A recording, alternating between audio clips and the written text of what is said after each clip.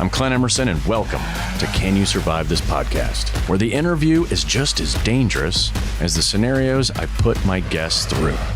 From hostage situations to natural disasters, carjackings, active shooters, and more, if you're looking for the skills necessary to survive these situations, then this is the show for you.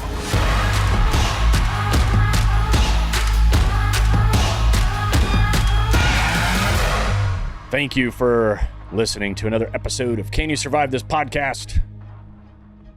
This is Clint, as usual. I don't think I have to say that anymore. You should know it by now. But just in case, it's Clint, not Cade. Cade used to do it, and he had more of the, I would say, more of the conference room style, where I'm more of the locker room. Anyway, don't forget to go sign up for the Ready Room. It's a great place with a whole bunch of videos, like-minded folks, and we get in there and talk about all the things that we talk about on this podcast. So go check out the Ready Room, and I don't want to waste any more time. Today we have a decorated Army special operator veteran. He is also a CEO, entrepreneur. He does just about everything under the sun. I actually don't know how he finds the time to pull it all off. He's got a lot of similarities, which I know will benefit today's episode. I'd like to welcome Mike Glover to the show. Thanks for coming on board, buddy. Yeah, thanks for having me, man. Yeah. As mentioned, we're just going to dive right in. And most people that probably follow me already have been following you, and I'm sure they're excited about this. But without any further ado, we're going to jump right into your rapid fire. I'm going to call off a bunch of stuff, and then we're going to circle back around, and you give me the why. Are you ready? Yep. Okay, here we go. Primitive or modern? Oh, I can't do both. I would say primitive. Primitive. Got it. Okay. Bow or rifle? Rifle. Rifle. A Bic lighter or a ferrule rod? Bic lighter. I'm with you on that one. Okay. A fishing pole or a fishing net? Fishing net. Yes. Beer or wine? Ooh, wine. A good set of boots or a good jacket? Good set of boots. Yes. Going fast off-road or going fast on-road? Off-road, for sure. Yeah, I thought that might be your answer, but I also saw that Corvette. Okay. Mountains versus the ocean? Mountains. Yeah. Money or memories? What was the first part? Money or memories? Oh, memories, always.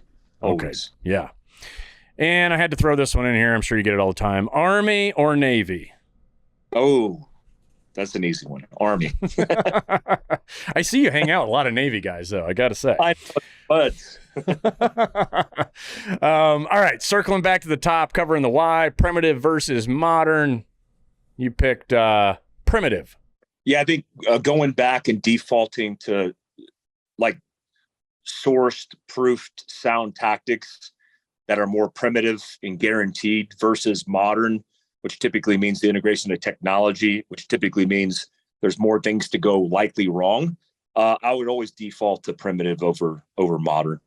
Yeah, I agree. I mean, primitive means skills, like real skills. And modern tends to leverage batteries. Yeah. All right, bow versus rifle. You picked rifle. That's pretty easy. Yeah, I just want the guarantee. I was thinking in my mind, like I hunt both bow and rifle, but if I have a rifle, I'm confident it's guaranteed. If I do a bow, it's because I'm exercising an experience, getting in the outdoors, pushing myself. But if, I'm thinking survival or whatever the context, I want a guarantee, and it's guaranteed with a rifle. Yeah. I agree. And you got to get really close with a bow. Yeah. Bic lighter versus the old ferrule rod. You pick Bic lighter. I'm with you on that one. What's your why? Yeah, I think it's an easy one for me. Bic, it's just a lot of people don't realize, like, igniting the flame starts the fire. So you don't have to worry about ignition when you have the ability to spark the ignition immediately with a flame of a big lighter. So it takes away a lot of inconsistencies. Obviously, it's propane. Obviously, there are some things that can go wrong, but man, there's like, what is it? Like 10,000 strikes per propane big lighter. It's like, I like guarantee over a ferro rod. Yeah, I'm with you. I don't know why you'd want to make it harder on yourself, right? I mean, if you're stressed out, it's some kind of crazy situation, a lighter is going to be a lot easier on you. Fishing pole versus fishing net. Yeah, I grew up a fisherman, and, gill nets, just nets, period. It's fire and forget. You could leave it. You don't have to bank on your technique. You don't have to bank on specific bait. So again, looking at guarantees and statistical probabilities, I would weigh a gill net or a net over a fishing pole. Yeah, me too. Once again, make it easy on yourself. A fishing pole is like one fish at a time, whereas a gill net is like, heck, you could go out there and check it, a half day later and have a dozen fish. I mean, that seems like a better deal than just one at a time and the frustration of fishing. Okay. Beer versus wine. I think you went with wine, right? Yeah, I like beer and wine, but I just think, I think if I had an option to have one, I would likely want a little bit more ABV. I would want the calorie. I would want that I could age. Beer doesn't age well. So yeah, I think I'm looking at wine over anything else.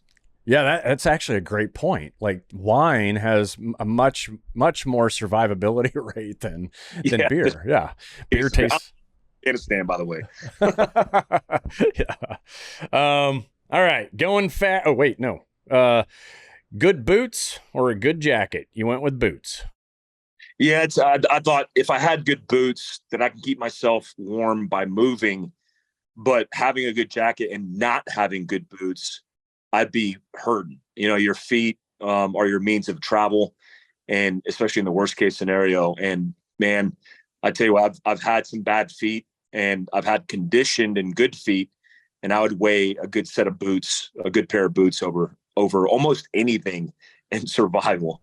Yeah. Yeah, I think people underestimate how important your feet are, and I'm a big proponent of that too. Or I'm constantly like, hey, have shoes on that you can run or fight in. Have shoes by your bed, because you just never know. And the last thing you want to do is be caught with bare feet. And then a jacket. I mean, heck, if you got boots, you can go kick someone's ass and take their jacket. All right. Off-road fast or on-road fast? And yeah, I'd say a majority of what at least on social, your interest with overlanding is definitely higher than that of going fast with your little POV there.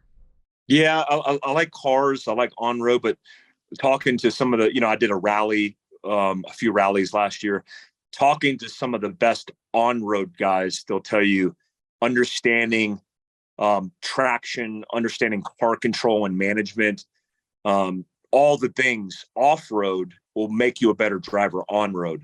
So I would weigh, the competency and capability of having the skill set to drive fast off-road, which we do, and it's super fun, over, which I think is pretty relatively easy, pretty simplified compared to off-road. But it's also just funner. I think it's the funnest experience I've ever had is driving fast off-road. Yeah. Yeah. And there's a certain level of unpredictability with that surface that can also make it interesting, and you get the adrenaline going. And I agree, especially both of us having kind of the same military career.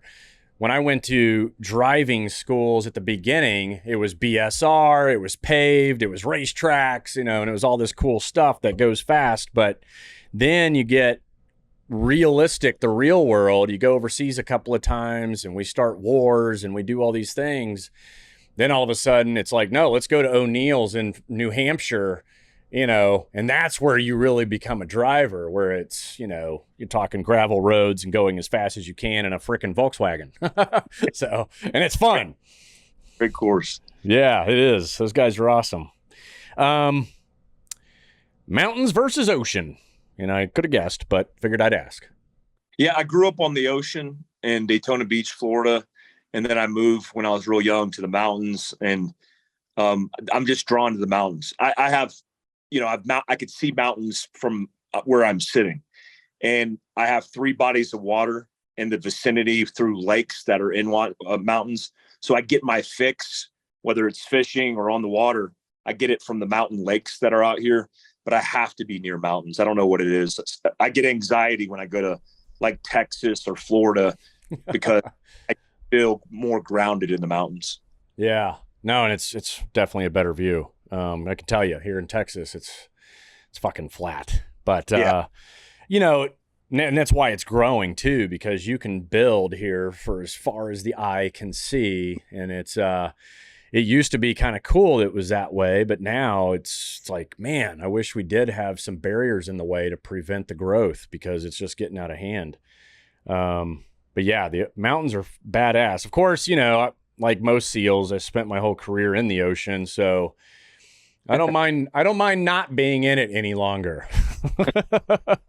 All right, money versus memories. You pick memories, of course. Yeah, I'm not a money guy, man. I know money guys. I know what that is. And Yeah. I've been a money guy. And more so, I guess money is tied to material things. Like I like nice things. I got a Corvette. I got some Porsches. Like I got a Staccato here that probably costs more than most people's cars. I mean, this thing's expensive. So I like nice things, but if that material world burned itself to the ground, having spent a lot of time like you overseas, you kind of see what's the most important in people's lives, especially people who don't have money. And I would rather make great memories with my kids. And we could do that dirt poor, or we could do it really well off. And I hope to be well off. But if I had to weigh either one of those, it'd be memories for sure. Yeah. Yeah, I'm with you on that one. I think it's important to go experience as much as you can in this supposed one lifetime and rack them up, especially with your family members or friends and all that. I mean, the best times I have and the moments that are memorable is when me and a group of guys, we have this annual get together in the mountains, kind of off grid, and it's just us with no distractions. And that's that reset. Like, oh yeah, I need to do this more often, right? Because a lot of the other things I do are attached to work in some form or fashion, which isn't really resetting. And we always say we got to do this more often, but then a year goes by, and we. Yeah. It's in the other one that I went and did this show that's popular overseas called SAS, and I was one of the, instructors or whatever.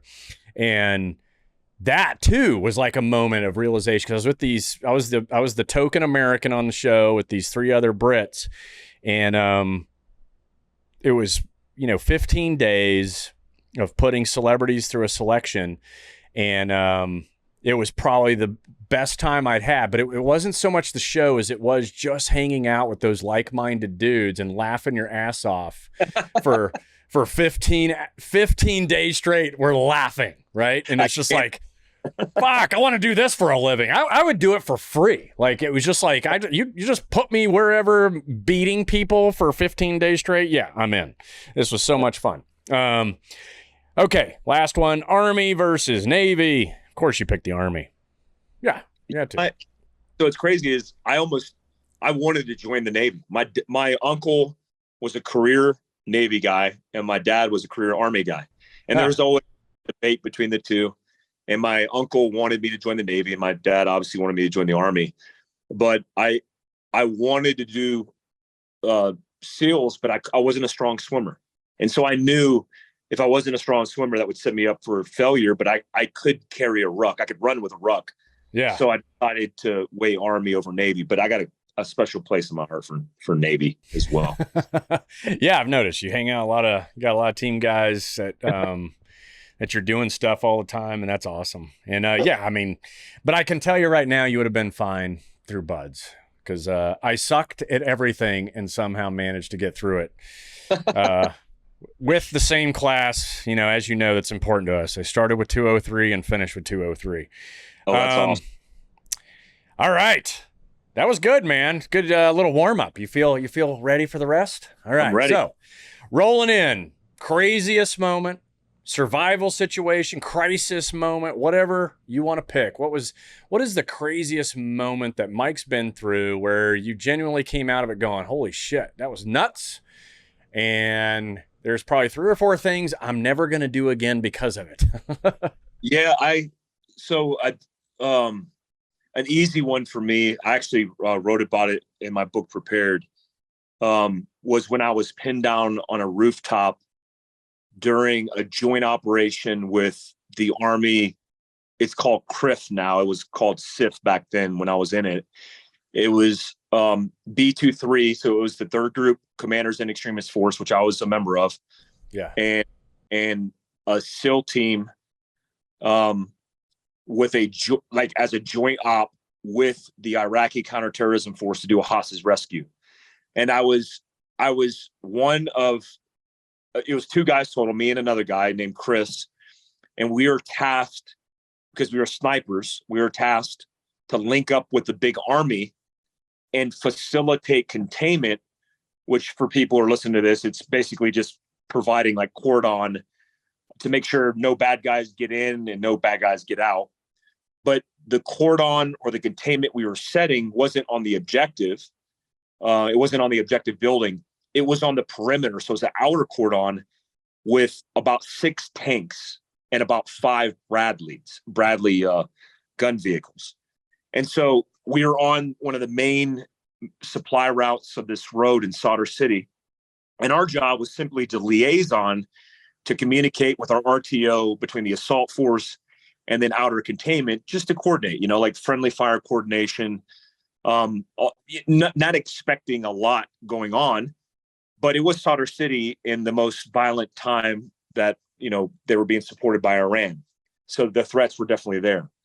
So as we got there, we got set up. We needed to move to a high position because the RTO needed to get both close air support communications with the fast movers and the Spectre gunship that was ahead. But we also needed to coordinate with the assault force. So me and Chris decided to soft knock a 3-story building, which just basically means you knock on the door and you clear it like you normally would, but it's not a raid. It's like we just soft cleared it. So we cleared to the very top, and we took an Army sniper team with us, which included a couple kids these guys were kids. They were members of the 4th Infantry Division. They were probably 18, 19 years old. We got to the rooftop, set up a position, and began to coordinate with the assault force. But then as the breach went off and the communication from the early warning network, which is pretty robust in Solder City, as that went out, all hell broke loose. So we had Mukhtar, Solder, Mahdi militia guys running up at our 6 o'clock, which was difficult because tanks aren't very good at slewing their guns and trying to navigate, individual people running up on us. So we had to stay on that rooftop to engage bad guys behind us and bad guys in front of us that were acting as the quick reaction force of bad guys backing up bad guys. And so, long story short, it was a hellacious gunfight. We had RPGs air bursting over our heads. We had indirect mortars. We guessed they were likely 60s or 81s. I mean, you could know the difference, but it's hard to tell when your face is pinned to the roof of the building. Of course, yes. So everything that could happen when you talk about like training for war happened. And, everything from getting shot out with everything, including, I remember one time I was looking over at my buddy Chris, and we're on a 3rd-story building. And we look out in Solder City, and there's buildings that are the same level as us, but we're not thinking they're at the right angle to have effective fire on us because we're at a good angle being above them. And I remember looking over, and we're taking incoming fire, and there's a satellite dish over Chris's ass, and the satellite dish is disintegrating with PKM fire. And I'm like looking at Chris. He kind of smiles at me, and I'm like, "Don't move." And he kind of looks up, and he's like, "Oh shit!" And he says, "Oh shit," out, over.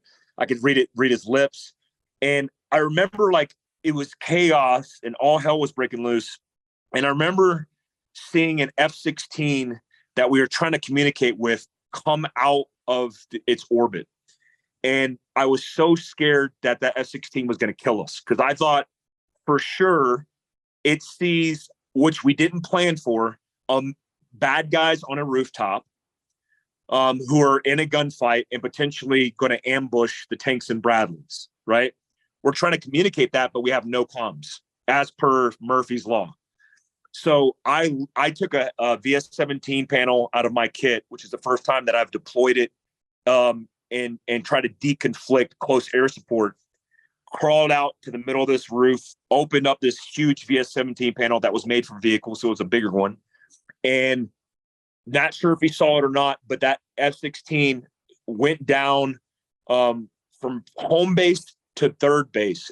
If you remember Solder City, it was basically like a baseball diamond, and basically went down the main MSR at about 500 feet AGL and lulled the gunfight. And as it passed this, I swear I could read the call sign on the bird. It popped flares over us, and it gave us enough time to break contact and then get in the Bradleys and get back home. Well, the big controversy was, one, we were pinned down. Two, it was a hellacious gunfight. A lot of people were killed. Bad guys were killed. We had a couple injured. And as we left, I mean, the tanks and Bradleys were just annihilating everything. When we got back home, the call came from close air support that they identified as us as bad guys. So when that call came out and we tried to communicate, we didn't know it, but two parts. One, the VS-17 panel I put out, the pilot saw it. But two, as that plane came out of its orbit, the combat controller with the assault force knew our position and called. He wasn't going to do a gun run. He actually was dropping level to get to see with his eyes what was going on, which is, I guess, a couple of the protocol that would allow him to break out of his orbit. And when he identified VS-17 and he coordinated he basically said to the combat controller, "I see the VS-17." He said, "Roger, that is friendlies. Roger." And then he did a low run to basically create a lull in the campaign. All of those things that took place were super chaotic.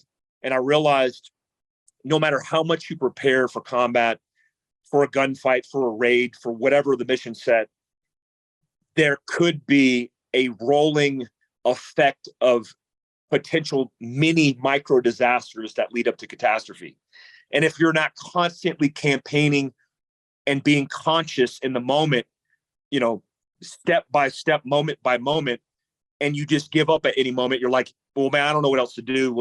If we can't get comms, let's just hide in this cupola or this doghouse. If we did that, we potentially could have took rounds on our position because we weren't staying in the fight. And I realized that staying in the fight isn't just staying and actually fighting, but it means staying consciously in it, staying proactive in observing, campaigning, advocating for your own survival. And I learned a lot that day. And it was a crazy, sketchy moment. I remember my sergeant major in a brief chewed my ass out in front of everybody, in front of the SEALs. And he said, like, you should have never been up there. You should have did this. You should have did that. And I remember the combat controller stepping up and saying, everything that him and Chris did in giving us communication is what helped us identify targets and threats. And what they did was heroic. And he said that to my sergeant major. And my sergeant major, he didn't say anything because he was a professional. And later on, he apologized to me and he said, "Hey, man, good job." And so it was affirmation that despite the chaos and calamity of how bad it could have gone wrong, and it didn't, that you always learn a profound lesson learned. Even when you think you did nothing wrong, you're going to learn something. And that was a profound moment in my career. Yeah, no, that's a great story. And I love the fact that, defining stay in the fight isn't all about just pulling a trigger or throwing a punch or whatever your fight is. It's being in the moment and being we always hear it, right? Thinking shooter through our entire career, be a thinking shooter.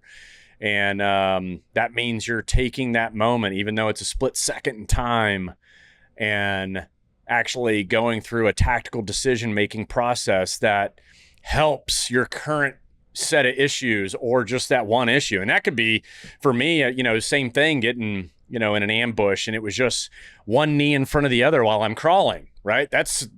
Sometimes that's staying in the fight, because if you sit where you're at, you're fucked, and you got to keep moving.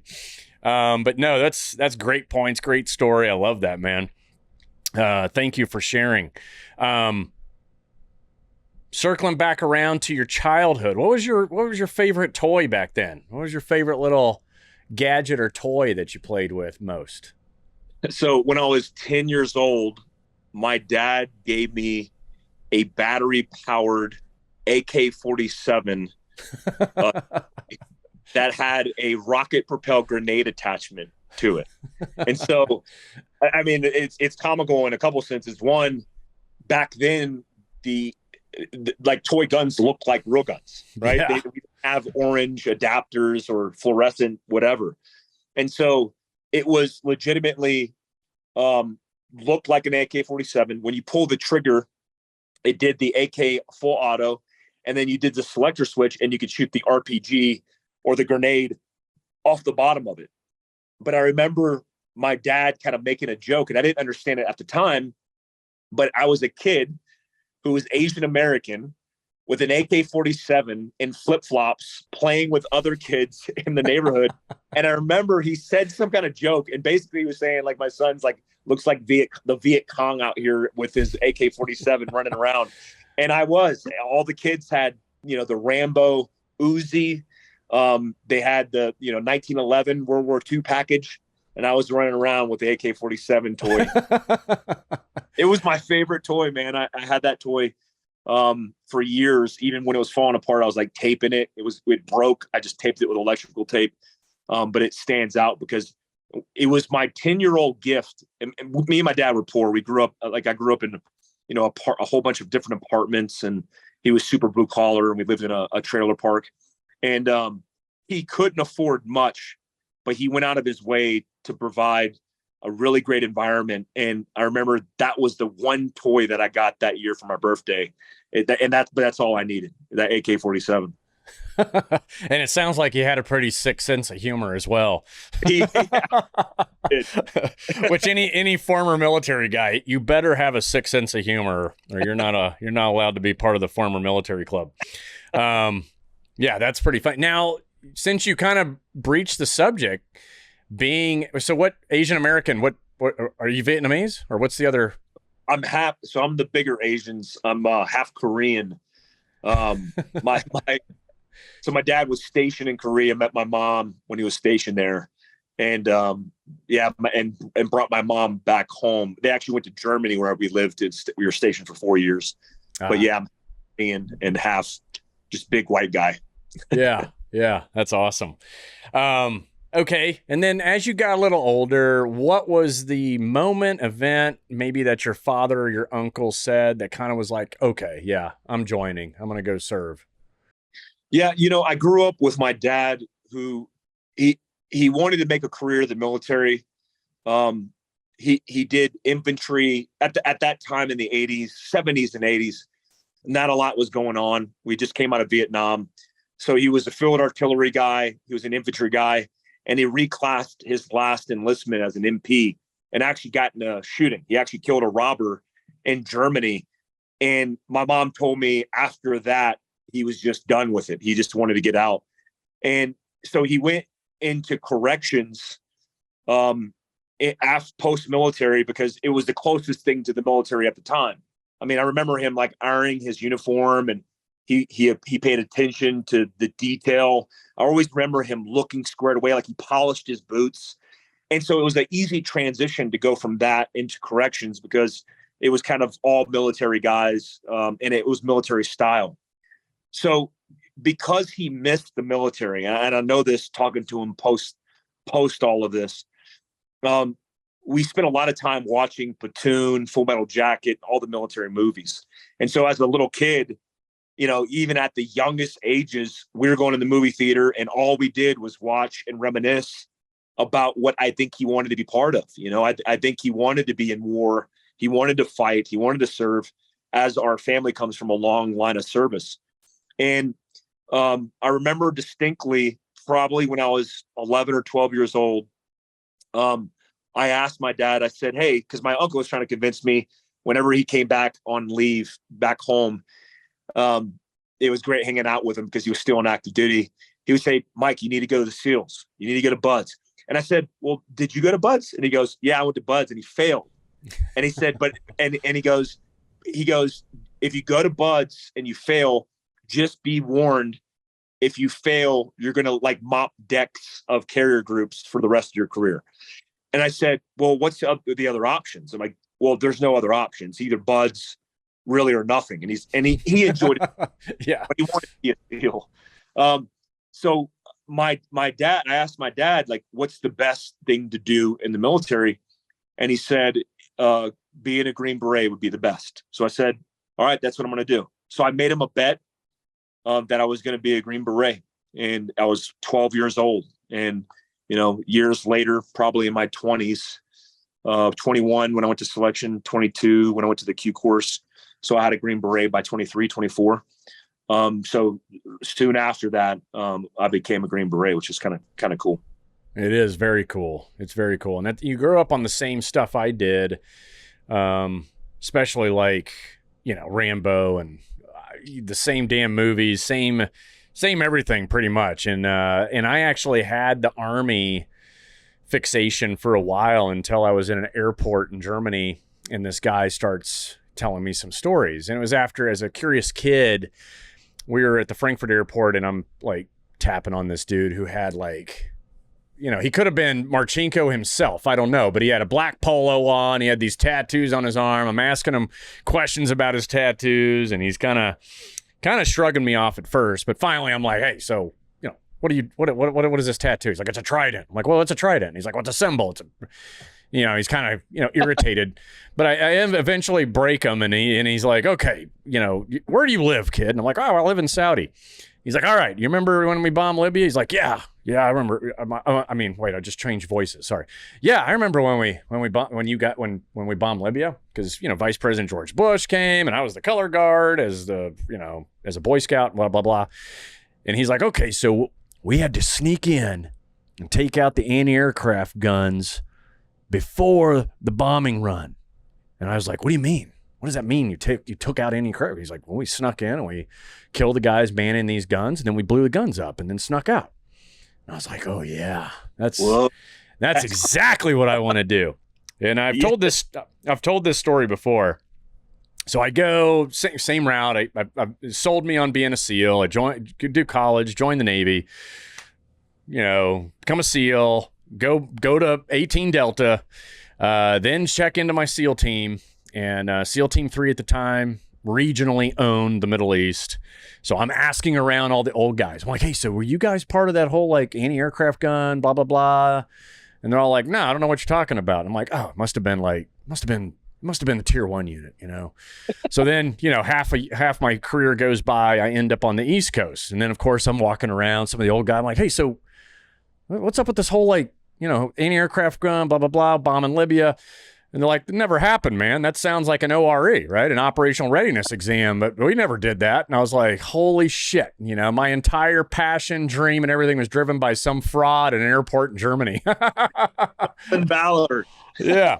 And, and that happens. I mean, as there's every SEAL that, somebody says they know, I'm constantly, I'm sure like I did it with you the other day. Like, hey, this Delta guy, and it's like, yeah, he's fucking badass. He's a respected dude. He's a legend. But most of the time with team guys, you send a name to us and we put it through the database, and it's 100% a fraud almost all the time. It's insane how many fraudulent SEALs there are out there, but a fraudulent SEAL definitely put me on the path to becoming a SEAL. So there you go. That's so crazy. So you've never confirmed who that was? No, just some. Because that's in the 80s, and what if it was more cool? Yeah, I mean, he's been known to tell a story or two, but God bless us all. But yeah, somebody was bullshitting me. But that's okay. All right, so now you join the Army. and you're facing all of the rites of passage, I'll call them, right? And all of the rites of passage are very important in the military, no doubt about it. And what you earn at the end has a long history of blood, legends. I mean, you name it, right? So, what were the rites of passage that just still stand out to you today? That you're like, damn, that was cool. Yeah, I think as a young infantryman, because I did 4 years in the infantry before I went SF. I would say, two stand out as an infantry guy.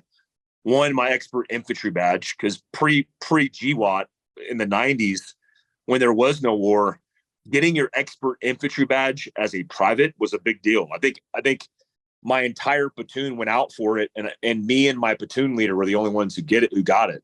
And I was an E2, I was like a private. But as I started to understand kind of a career track and path, when I went to Ranger school, I went to pre-Ranger first, trying to earn the slot, and I earned a slot and went to Ranger school and went straight through. Out of all the schools that I went through, I think Ranger school set me up for success the most, because it demonstrated to me kind of this idea of suffering in silence, this whole concept of embracing the suck, and then also measuring other people based off of experience, and looking at their tab or their shoulder and realizing like that means something, and earning a tab, which is a piece of cloth that you get at Clothing and Sales. That meant something for me, and I was very proud of that experience. But it was certainly a rite of passage, because I went with a lot of guys that didn't make it. I went with Green Berets who didn't make it. And it set the foundation for me, I think, as a small unit leader in tactics, as a team leader in the infantry, as a squad leader in the infantry, and then eventually as a team sergeant, sergeant major in special forces. It set me up for everything. If I didn't have that experience, I don't think out the gate I would have been as successful as I was in my military career. Yeah. Yeah. And I think I got somewhat of a similar, it's simple stuff for me was like buds. It used to be where part of the old days, you started with Vietnam greens. You show up to first phase. It's a white t-shirt, Vietnam greens. And your sole goal is just to get to the other side of Hell Week, when you get to switch from the white t-shirt to the brown t-shirt, right? Now you're like, holy shit, I'm wearing a brown t-shirt. Yes. Right? A piece of cloth, but there's a lot that's behind that to get that, right?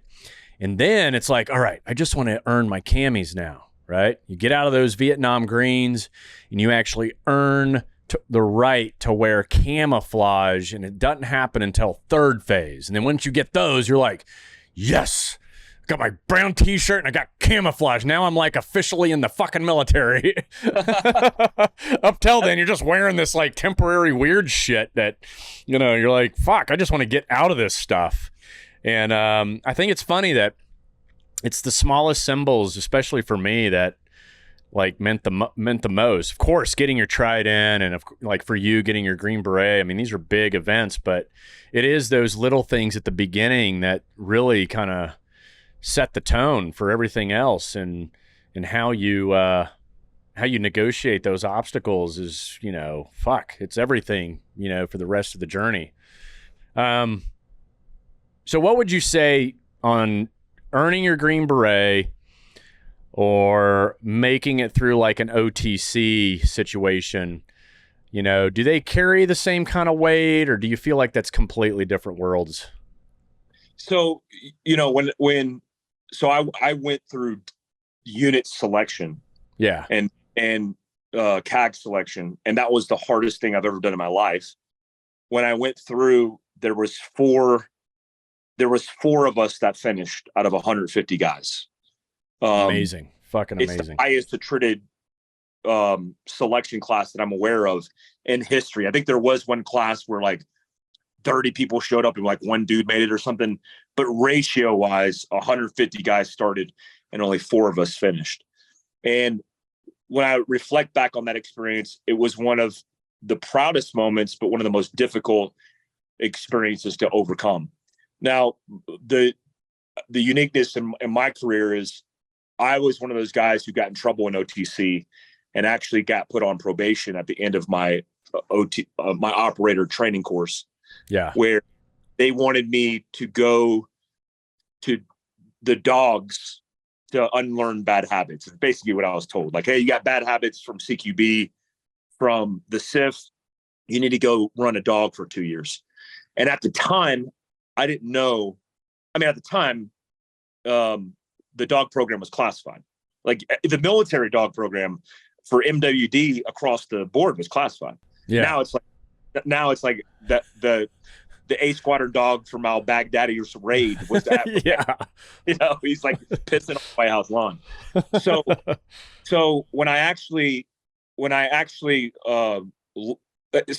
that happened, I left the unit for 2 years and I went back to the unit for 3 years, and I would say a low vis technical capacity as basically I would say a nerd, like a cool guy nerd.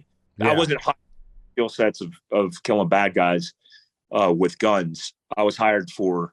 I went back for my technical capability to do low vis stuff. So I did that job, and I had the option to go back across the hall, as they call it, across the spine. But I never took the opportunity because I made E8 when I was 29 years old at the unit. So wow, that's fast. When I got back, there's basically I would just say there's a white list and a black list, and promotion wise, our list isn't advertised, but you know where you are in sequence by subsequence. So like if in the way it works for people listening, if somebody says from Special Forces Command says, we're going to promote 160 E8s, then the white side would be 1 through 160.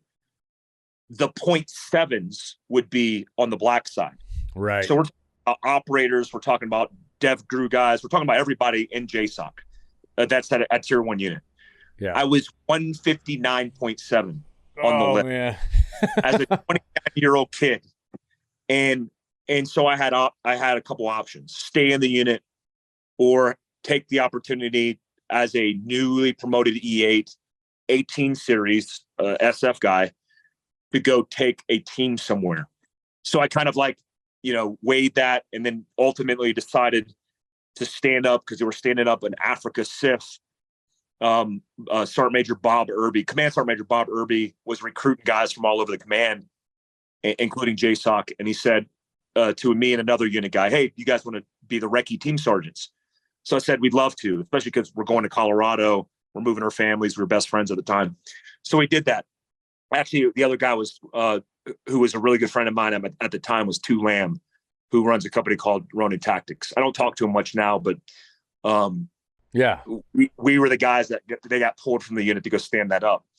So when you look at the two lines of effort, completely different worlds, and for different reasons, but I would say the most profound is if you're at a tier 1 unit, you have all the support that you need, and that's a good thing. Like, yeah, you earn that support.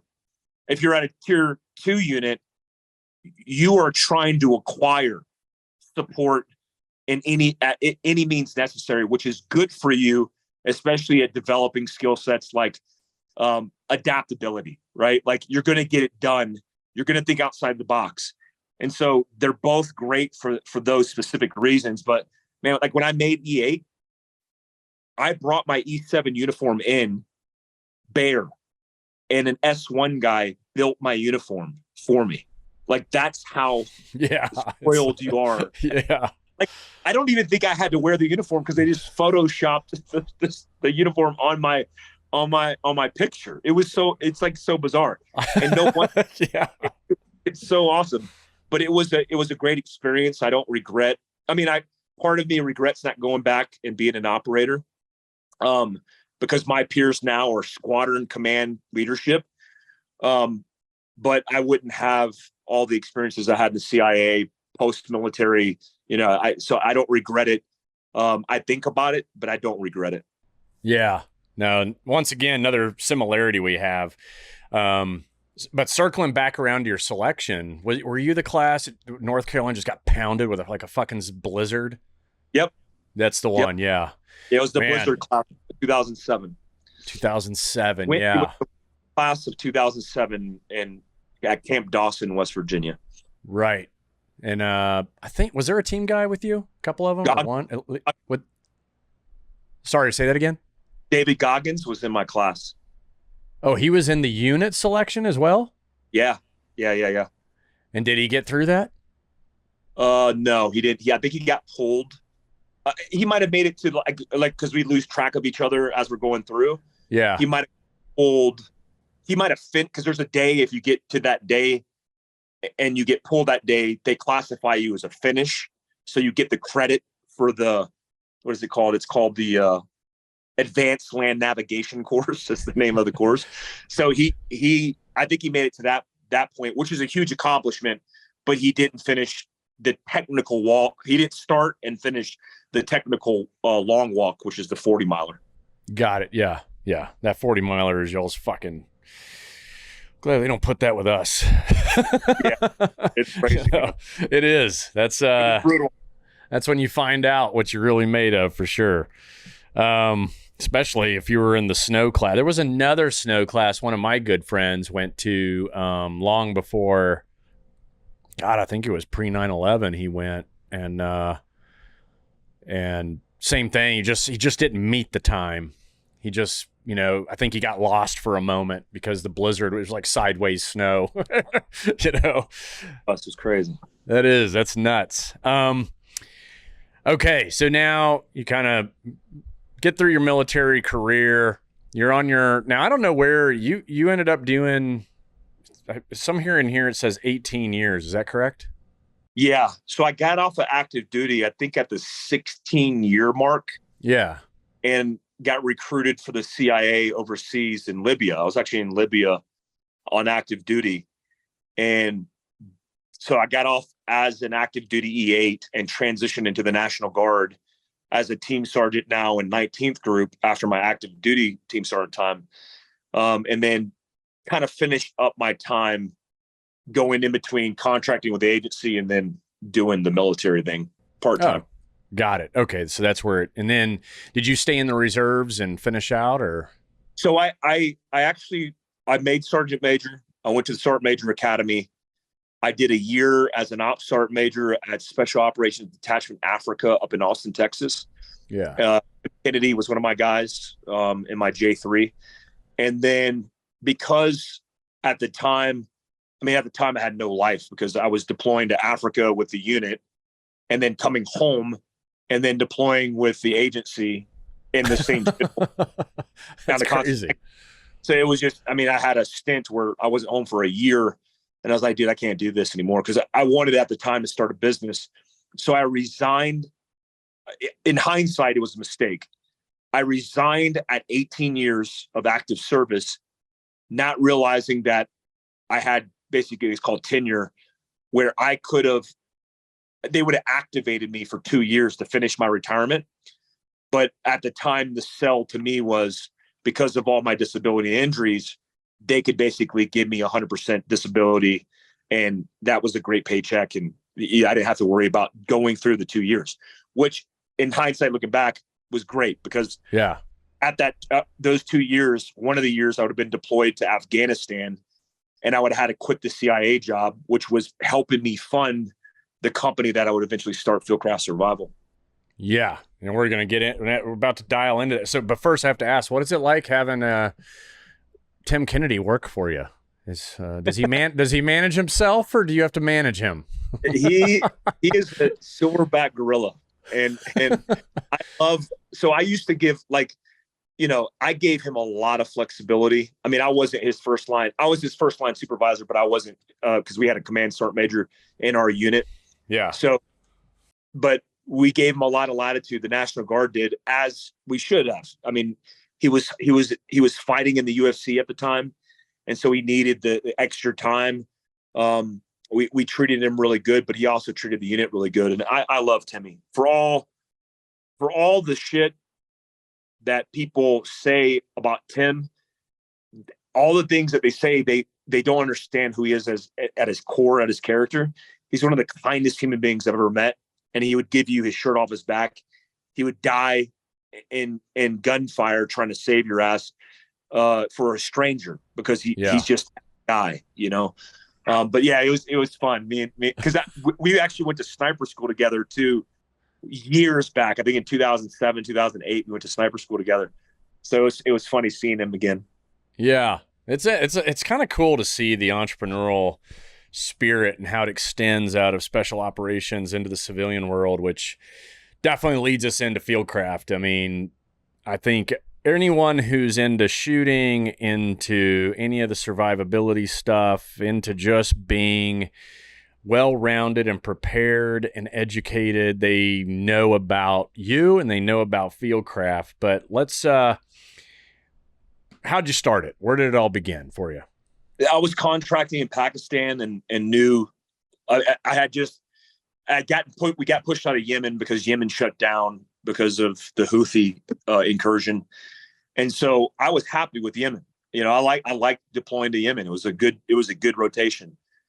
Well, when they pulled us out, they didn't know where to put us. And so it's funny because like Sean Ryan and me I was a direct hire contractor, so I worked directly for the agency.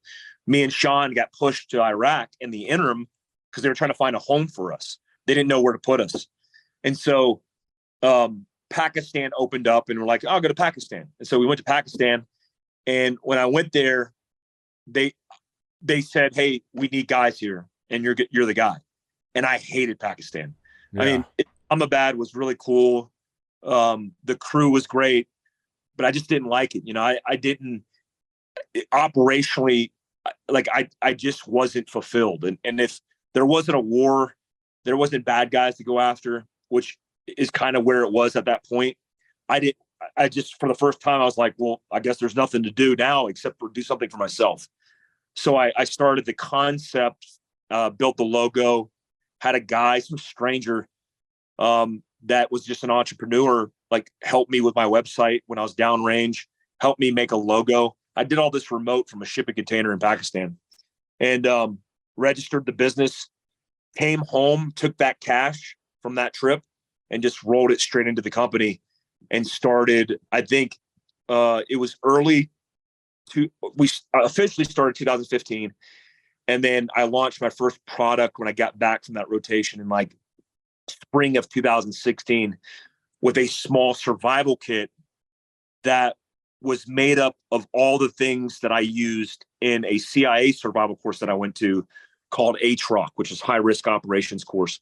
And the rest is history. I mean, we've been in business for 7-8 years now, train about 10,000 civilians a year, and everything from canning and jarring, first aid to self-defense. I got 30 full-time employees, 50 subcontracted employees throughout the country. And so, yeah, we got a lot going on. Yeah, you do. I mean, I love watching it.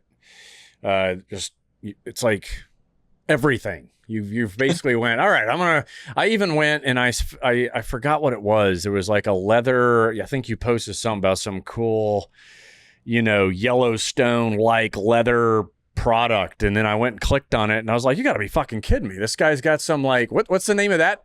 That's Frontier. Yeah. Say that again.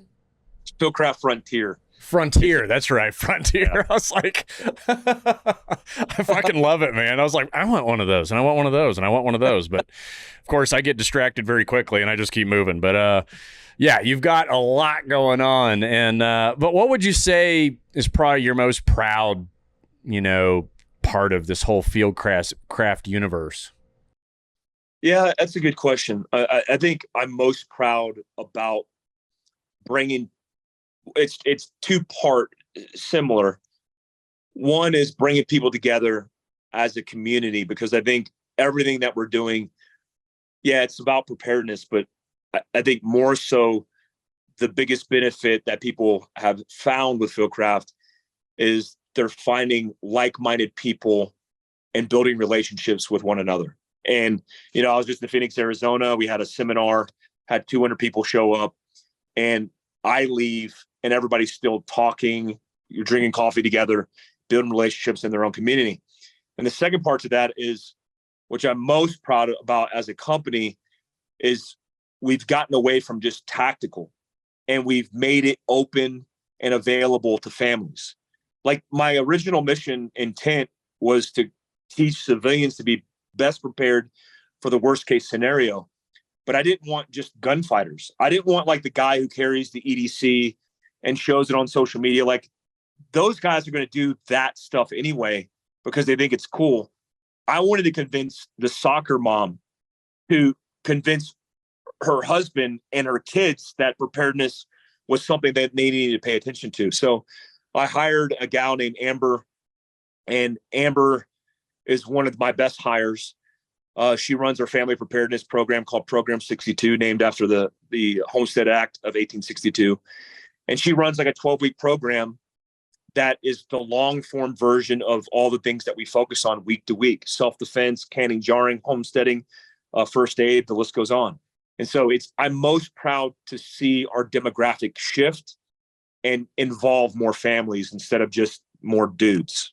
Yeah. You did. I mean, I went down the same path around the same time frame as you. And like I said at the beginning, man, we've paralleled unbeknownst to one another most of the way. Mine was in the form of books. And I knew that, you know, with 100 Deadly Skills, you had to have a sexy title and you've got to have some taboo information. But overall, it was like, how can I give all the consumers out there what they need, whether they think they need it or not, as it relates to that safety, security, survivability pieces? Because I was already giving it through my main company, you know, to all these corporations. I was like, well, what if like, if you're not an employee of one of my clients, well, then how are you getting this information? And of course, that's how 100 Deadly Skills then spawned. But, you know, you doing it in the form of courses and gear, and of course, me doing down the book path. I definitely admire your route and everything that you've been able to build in such a short period of time. And like I said, too, at the beginning, you've built this fucking empire, and I'm sitting over here doing the solo thing. You're lonely, drinking coffee and talking to myself, you know, but it's, but yeah, you've built like some cool stuff, man. I really, it's been awesome to watch it all grow at like Mach speed. And, yeah, really proud of you. From the outside, you know, you probably never, maybe you never thought that, but I've always watched and been proud. And it's, and once again, glad you're doing what you're doing. It's about that time though. We've come to the time where I have to now put all those skills, all that knowledge and experience to the test through our little crisis scenario. So are you ready? I'm ready. Let's do this. All right. Let me pull it up here. Let's see what our buddy Jeff built for us. Okay. You are a survivor in a post-apocalyptic United States. Man, this is right up your alley. He must have done some research. You are low on supplies, and you are starting to feel the effects of hunger and dehydration. Do you, A, look for water source such as a river or stream, or B, look for edible plants and berries to eat? Oh, A, out the gate. Yeah. Out the gate. It always starts easy. And then here's the other thing about some of Jeff's scenarios is that, you know, the answers are built based on future issues. So I warn you. But yes, you are correct. A, look for water sources such as a river or stream. You decide to look for it and you come across a pond. Pond water. What do they say about pond water? So do you A, take a sip and just begin slowly hydrating, or B, figure out a way to filter it? Oh, filtration. Filtration, Yes. Are always paramount. So B. B, you are correct. Like I said, starting easy. This is easy stuff for you. You should have made this harder. Okay, so you decide to make a makeshift filter, okay, using your shirt. And I don't know if you know this technique. You can dig a hole next to the pond, right? And you keep digging. Eventually, Water from the pond will flow through the barrier of the dirt and the soil, that wall, into now your hole. And then it kind of filters it as it comes into the hole you just made. And then you can take your own shirt off, soak all that up, and then twist it out. It's better than nothing. What would you do? Is that something you would do, or what do you think? Yeah, I think if I didn't have a container, in the absence of a container, which is what that filtration through the soil system is replicating, I think that's a good tactic. The only thing I'd be concerned with is the type of material of the soil. If it's sand, if it's broken down sand, that's a lot better than being in dirt and muck, which is a great host for bacteria. Yeah. So yeah, exactly what I would do if I in the container to be able to contain the water off the top and then filtrate it in some way. Okay, there we go. So yeah, you filter it, and it's better than nothing is really the point of the whole thing. You have nothing, so you got to get creative. After drinking the filtered water, you continue on your journey, and you come across an abandoned gas station. So, do you A, loot the gas station for supplies, or B, avoid the gas station and just continue on? Well, definitely loot the gas station. I don't think I would bypass any supplies that potentially exist. I would do that cautiously, because I think everybody's watched Walking Dead and how that unfolds. Yeah. But I would definitely loot. Yeah, and it's funny you bring that up, because it's really the rest of the humans left on Earth that become the biggest threat than the actual threats themselves, right? Yep.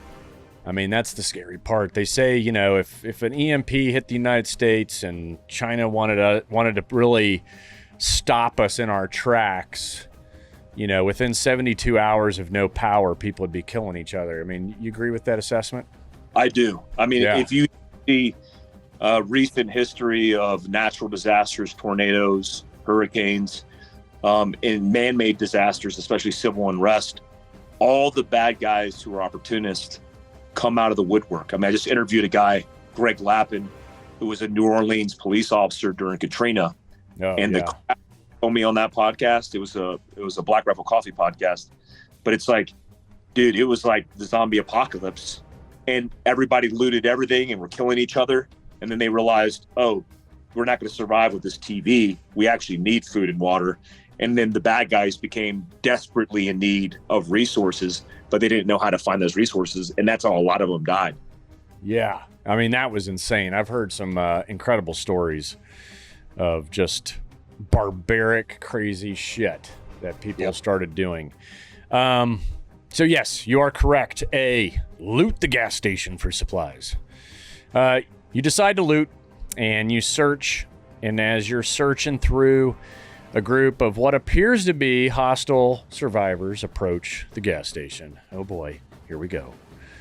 So do you A, hide in the bathroom, or subtly find some improvised weapons? Oh, definitely never want to put yourself or contain yourself in an isolated position without protection. So I would weigh the protection or the weapon over isolating myself. Yes, and that is correct. Hiding. And for the listeners who like to give those tidbits, especially with active shooter being on everybody's mind these days, and as it should be, the bathroom is a proverbial dead end. It's probably where the word dead end was invented, other than closets, right? So yes, you don't want to go in there. You know, there's no way of barricading the doors, usually very small windows that most of you can't fit through anyway. Okay, so yes, you subtly find some makeshift improvised weapons. There's a broken broom handle in the mop bucket. Boy, you got lucky with a broken broom handle. You grab this just in case. 3 hostiles are now approaching you. Remember, they appear to be hostile. Who knows? So do you just go to town, try and kick their ass, or B, begin maybe negotiating? Negotiating. Always out the gate, you always want to perceive a threat before you react to a potentially imminent threat. You don't want to make it up. I would definitely, also that's based on demeanor, right? If these guys look like they just came out of a post-apocalyptic scenario, that might drive my behavior differently. But I would weigh making contact first before going to work. Yeah. Yep. And that is correct. I mean, any kind of threatening situation, obviously environment and situation kind of dictates some of this stuff. But you definitely want to, hey, I don't want any trouble. Negotiation stance is always great.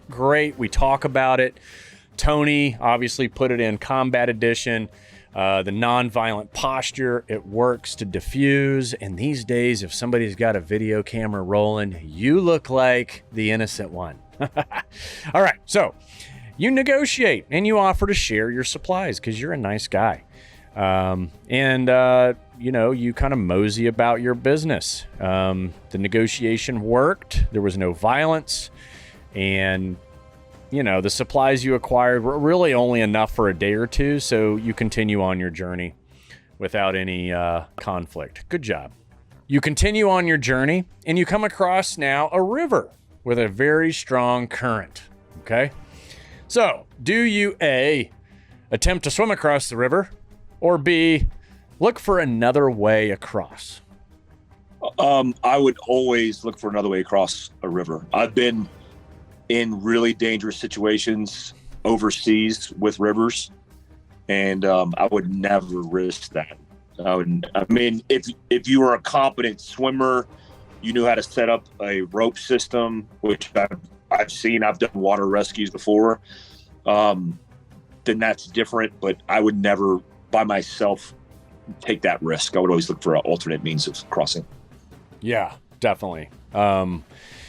Correct answer. We actually, I can't remember what year it was in Afghanistan. We had a SEAL.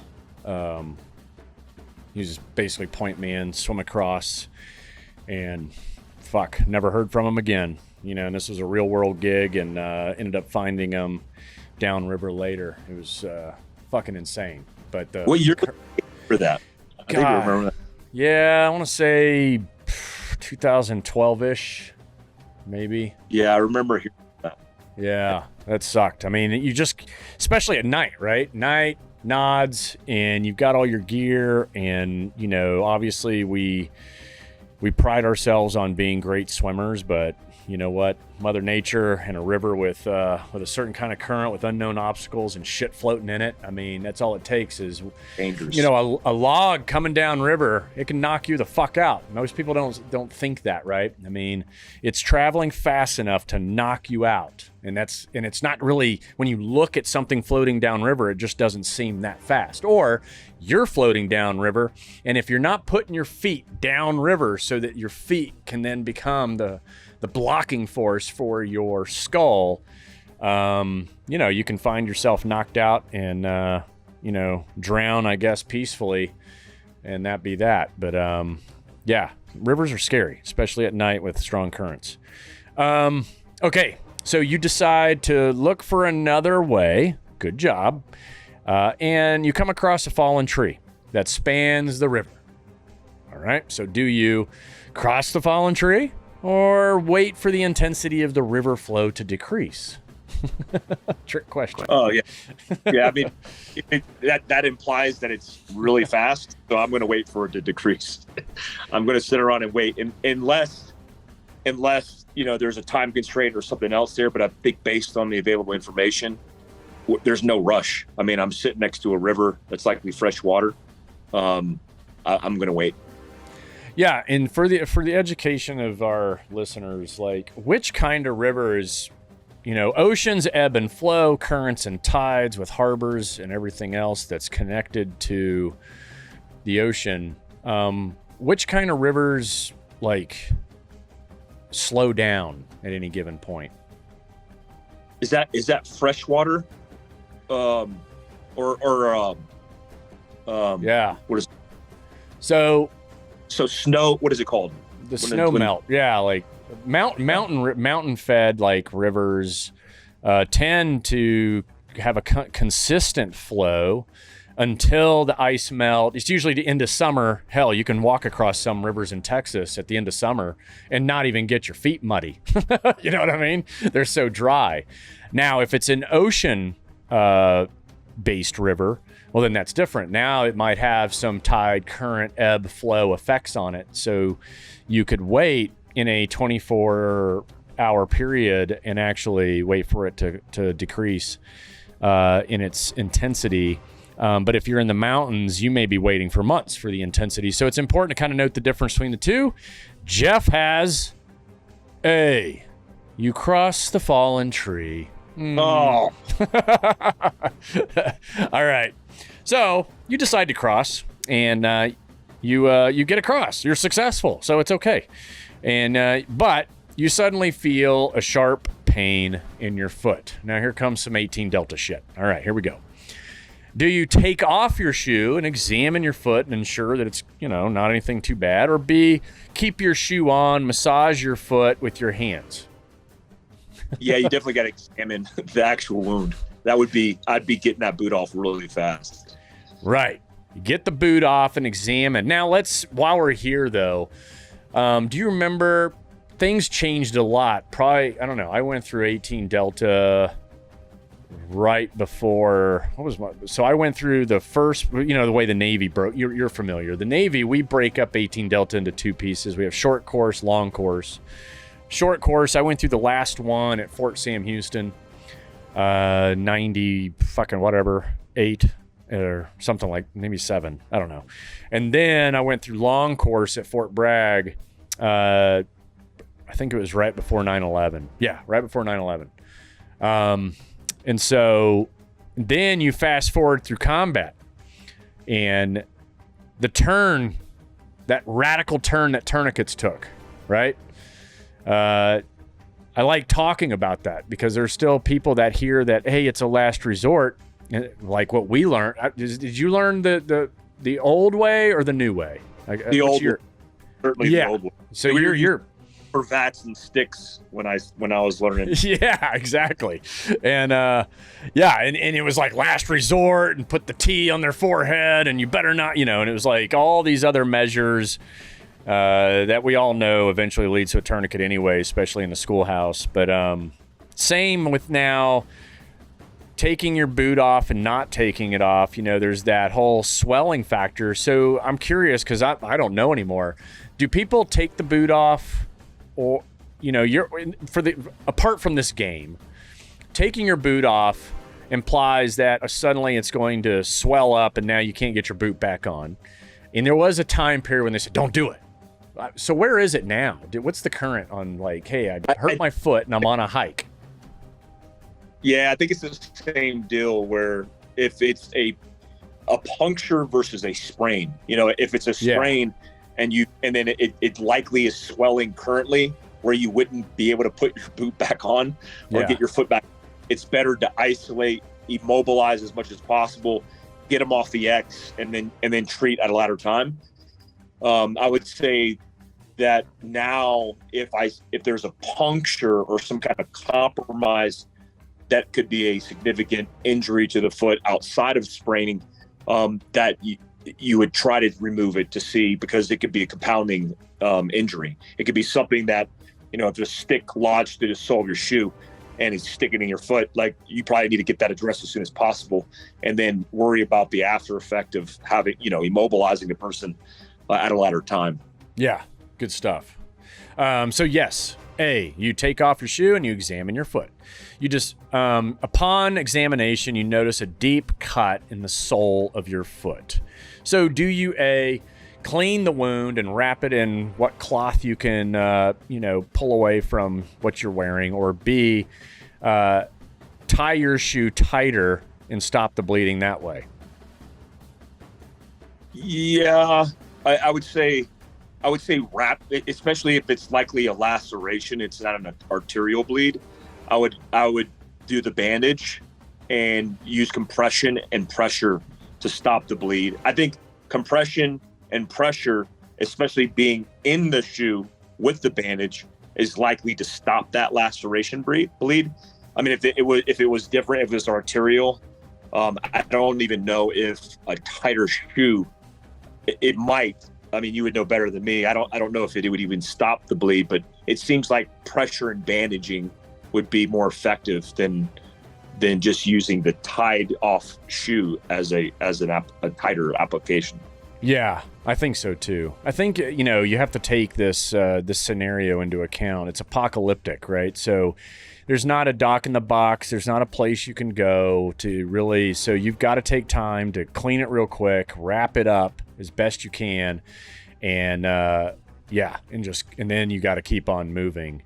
I think that's key, because could you imagine, like, phones don't work. All of a sudden, the smallest, most minor injuries actually become very serious when you don't have any of that medical, resources that are, hell, here in the North Dallas area, you got a fucking dock in the box, like literally every corner around here. It's crazy how many there are, and you can literally pull off a highway pretty much anywhere in America and get fixed, like right now. And we're so used to that, but imagine, like, the smallest thing now suddenly can become the biggest problem, right? Yeah, I think often about hygiene and maintenance, basic things from, you're taking care of your teeth, the things that we often neglect, how compounding those issues will become if you don't have those services at your disposal. I mean, one that comes to mind is Ranger School. Everybody was getting cellulitis from taking knees. So it's like, well, what do you mean? Like we're getting kicked out of, there's people getting kicked out of Ranger School because they're getting cellulitis in their knee from taking a knee. It's like, yeah, because when you take it, your knee spreads open and you get a little laceration. And because it's so dirty and there's not a lot of height, that turns it into infection. It's like, I had facial cellulitis. And it's like, holy crap, you could die from this. And you imagine post-apocalyptic, I don't think more people are concerned with beans and bullets than they are hygiene. But we've seen hygiene on long-range patrols or long-range training exercises. Like, man, if you don't take care of yourself, you will fall apart, literally fall apart. Yeah. Yeah, we had guys on that same note, like with MRSA, right? I mean, they would, whether it's in our bay, San Diego Bay, and you're doing water jumps, or you're just, your wetsuit chafes you on a long swim, and now that chafed area starts absorbing the environment, and you get MRSA in there. I mean, dude, I felt like that's what I was treating most of the time as a medic in a SEAL platoon. I had one platoon where, Glenn Doherty. So he and I were the medics for several deployments together. And I'm not kidding you, we were lacerating, debriding, I mean, the craziest shit to these guys on a regular basis to keep the MRSA under control in our platoon. And there was moments when we were attached to ships. Then there was moments we're doing like the exercises in PI or running, the Filipino SEALs down a Zamboanga, and, but everybody had MRSA the whole damn time. And we're just trying to just contain it the best we could. And you're talking about, an infection that can kill you, and we're continuing to work with it. But you couldn't do that if you didn't have the antibiotics, the knowledge, the know-how, just all the basic tools, or just, hey, I got to lidocaine the fuck out of you, and we're going to clean this thing out tonight, and it's going to suck. It's going to suck a lot, and you're probably going to cry like a baby, but, this is how it's going to go, buddy. And they're all like, okay. I mean, I'm surprised I didn't get it, because we were touching it, and, yeah, it was crazy. But imagine MRSA in an apocalyptic world, or just, you don't have a dock in the box to go stop by. I mean, or you don't have antibiotics. I mean, holy fuck. You'd think COVID was bad, right? Okay. The injury has slowed you down. And now the 3 hostels, right, from the gas station are closing in on your 6. And they are hostile. You've confirmed that now. So, do you A, strike first with an ambush with the broken broomstick handle? Or B, you're going to go ahead and negotiate again? Yeah, there's no negotiation now, especially if they have pinpointed my location. I would say break contact and try to evade and stay away from them. But if contact is imminent, then I'm going to set myself up for success, and ambush is the right answer. A, strike first That's right. With your broomstick handle that Jeff was so kind to give you that. And yes, Mike, you have survived this podcast. Good job. Awesome time with you. You are a wealth of knowledge and obviously have a ton of experience. And I appreciate you sharing it here. Where can people find you and learn even more from you and everything you got going on? Yeah, it's all Fieldcraft Survival, fieldcraftsurvival.com. Most of the stuff that I'm doing now is off of social media and more focused on YouTube. So I have a show called Prep Life on my channel, the Mike Glover actual channel on YouTube. And we have the Fieldcraft Survival podcast and channel as well. But yeah, I'm Googleable as well. And you can find out all that stuff. I have a book called Prepared coming out. I'm trying to be like you, Clint. This is my objective. I actually remember talking to you about this venture, and it's been a long journey. I mean, we started talking about that years ago. Oh, that's right. Yeah. Finally, it's here, but June 6th, Prepared will be released, and you can pre-order it now on Amazon, but it's Googleable as well. Okay. I'm glad to hear that. So title is Prepped Life?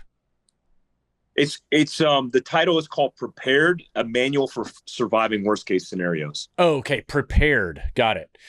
Yeah. Love it. And if you want, definitely send me a copy, PDF, whatever you got. And, I'll push it on my end for you. I'd be happy to. That's awesome stuff. And I can't wait to get my hands on it. Thank you so much. All right. Thanks for coming. And like I say, every single episode, keep it simple because crisis will complicate the rest and you stay safe out there.